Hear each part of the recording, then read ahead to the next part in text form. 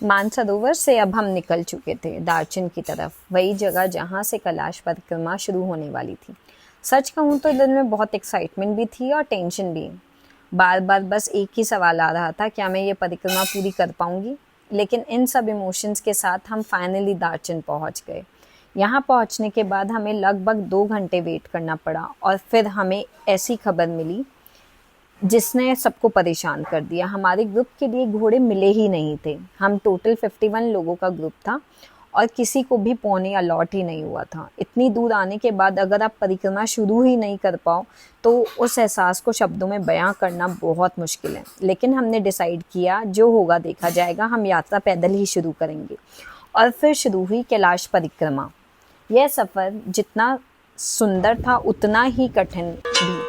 हर कदम पर सांसें तेज हो रही थी। हाई एल्टीट्यूड की वजह से चलना भी मुश्किल हो रहा था। लगभग 5 घंटे तक हमने पूरी हिम्मत के साथ चलने की कोशिश की, लेकिन एक वक्त ऐसा आया जब ना शरीर में ताकत बची थी और ना ही आगे बढ़ने की हिम्मत। सांसें बहुत ज़्यादा फूल रही थी। उस वक्त हमने इमरजेंसी कैब के लिए कॉल किया और लगभग 2 घंटे बाद कैब आ गई और फिर हम वापस दार्चन लौटना पड़ा। उस पल दिल बहुत उदास था। ऐसा लग रहा था जैसे कुछ अधूरा रह गया है। लेकिन मुझे पूरा विश्वास है कि महादेव मुझे फिर बुलाएंगे और मैं ज़रूर वापस आऊँगी, शायद 2 या 3 साल बाद। और उस दिन मैं शायद ज़्यादा तैयारी, ज़्यादा हौसले और भी ज़्यादा विश्वास के साथ पूरे 3 दिन की परिक्रमा पूरी करूँगी। दार्चन वापस पहुँचने के बाद एक और चैलेंज हमारा इंतज़ार कर रहा था।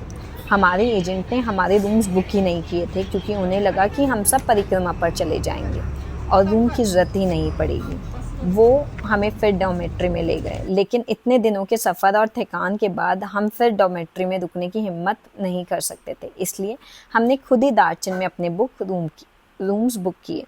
रूम का कॉस्ट लगभग 2200 युआन था, लेकिन उसकी सर्विसेज हर चीज़ बहुत कंफर्टेबल थी। बहुत दिनों बाद हमने एक अच्छी कॉफ़ी पी। उस छोटी सी कॉफ़ी ने भी उस दिन बहुत सुकून दिया।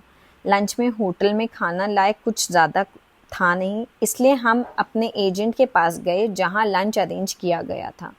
और फिर हमने अपने अधूरे सफ़र और महादेव की यादों के साथ उस दिन ख़त्म किया। कभी कभी सफ़र अधूरे रह जाते हैं, लेकिन महादेव से मिलने का बुलावा कभी अधूरा नहीं रहता।